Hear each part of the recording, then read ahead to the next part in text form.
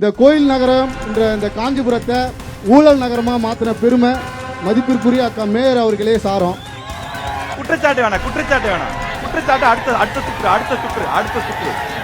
இப்ப சொல்லுங்க, உங்களுக்கு ஏன் வாக்களிக்கணும்? மக்கள் ஏன் உங்களுக்கு வாக்களிக்கணும்? திராவிட மாடல் அரசோட பயம் இதுல இருந்து வெளிப்படுது.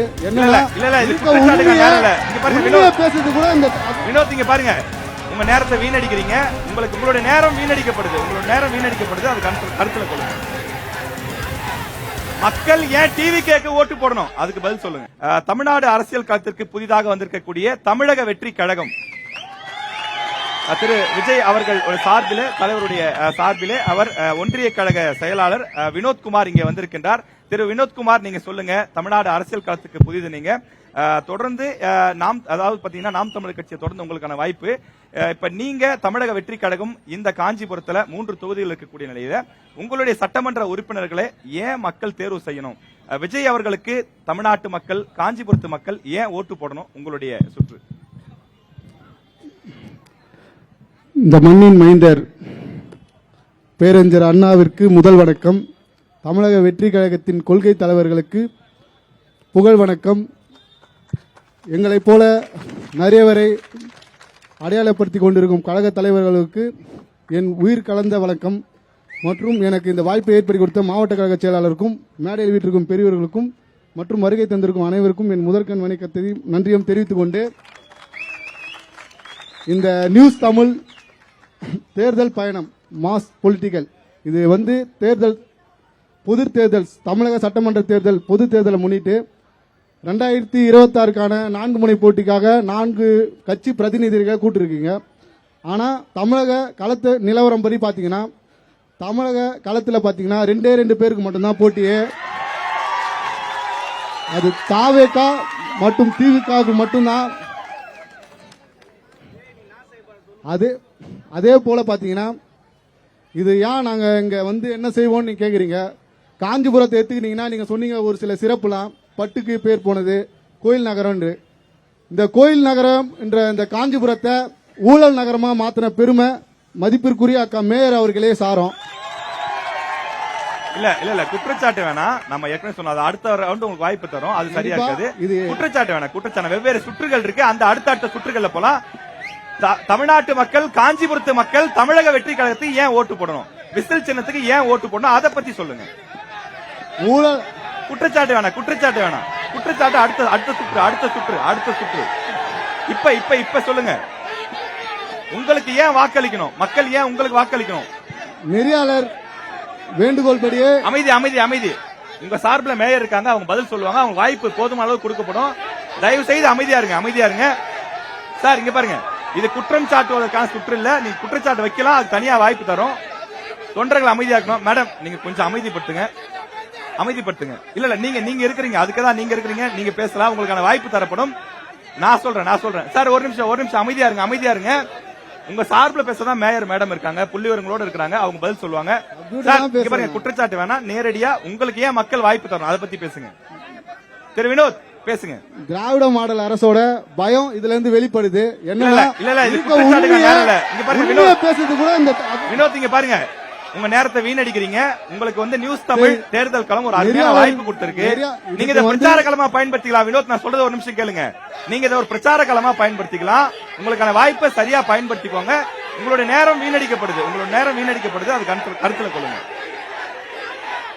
மக்கள் ஏன் டிவி கேட்க ஓட்டு போடணும்? அதுக்கு பதில் சொல்லுங்க.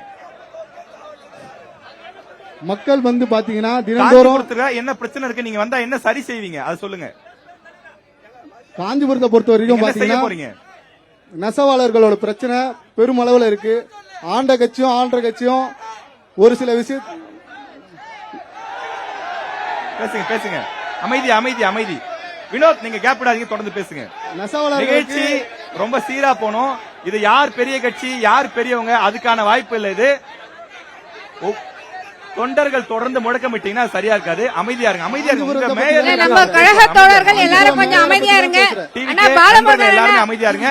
அனைத்து கட்சி நண்பர்களுமே அமைதியா இருங்க. தயவு செய்து அமைதியா இருங்க. உங்க பிரதிநிதிகள் இருக்காங்க, அவங்க பேசுவாங்க. அவங்க வாய்ப்பு தரலன்னா நீங்க கேள்வி எழுப்புங்க. அவங்க எந்த விதமான குறுக்கீடும் இல்லாம அவங்களுக்கு நேரம் கொடுத்திருக்கோம். எந்த குறுக்கீடும் இல்ல. இன்னும் நிறைய சுற்று இருக்கு. நமக்கு இன்னும் நிறைய சுற்று இருக்கு. அடுத்தடுத்த சுற்றுகள்ல அவங்க பேசுவாங்க. அந்த குற்றச்சாட்டுக்கு பதில் சொல்லுவாங்க. வினோத், உங்களோட நேரம் வேஸ்ட் ஆகுது. நாங்க ஒண்ணும் இல்ல. பேச நேரம் கொடுக்கலன்னு சொல்லக்கூடாது. உங்க நேரம் தான் வீணாயிட்டு இருக்கு. தமிழக வெற்றி கழகம் ஆட்சி பொறுப்பேற்றவுடன் பேசுங்க. போதை இல்லா தமிழகம் இன்னைக்கு நீங்க பாத்தீங்கன்னா தமிழகம் வந்து போதை கலாச்சாரம் மிக்க மாநிலமா மாறிட்டு இருக்கு. பெண்களுக்கு பாதுகாப்பு இல்லாத மாநிலமாகவும் தமிழகம் இருக்குன்றதையும் தலைவர் ஆட்சி வந்தோடனையும் நேற்று ஒரு அறிவிப்பு ஒன்று விட்டாரு. மாவட்ட ஆட்சியர் காவல் ஆணையர்கள்ல சரி பாதி பெண்களுக்கு தருவேன்ட்டு. இதை வச்சு நீங்க வந்து தாய்மார்கள் வந்து தெரிஞ்சுக்கலாம். தமிழக வெற்றி கழக தலைவரோட ஆட்சின்றது பெண்களுக்கான ஆட்சியாகவும் மக்களுக்கான ஆட்சியாகவும் இருக்கின்ற போல, அதே போல இளைஞர்கள் சீரழியாமல் 100% போதை இல்லா தமிழகத்தை கண்டிப்பா தமிழக வெற்றி கழக தலைவர் வந்து உருவாக்குவார். ஆட்டோ, டாக்ஸி, லாரி ஓட்டுநர்களுக்கு நல வாரியம் அமைத்து தரப்படும். இந்த அரசால பல வருஷமா கோரிக்கை வச்சிருந்தது. கண்டிப்பா தலைவர் ஆட்சி அமைந்தவுடன் அந்த கோரிக்கை நிறைவேற்றப்படும். விவசாயிகள், மீனவர்கள், முக்கியமா இந்த நகரத்தில் இருக்க நெசவாளர்கள் வாழ்வாதாரத்தை காப்பதற்கும் அவங்க நீண்ட நாள் பிரச்சனையா இருக்கட்டும். இன்னைக்கு பாத்தீங்கன்னா இந்த காஞ்சிபுரம் மாநகரம்ன்றது நெசவாளர்கள் நிறைந்த மாநகரம்.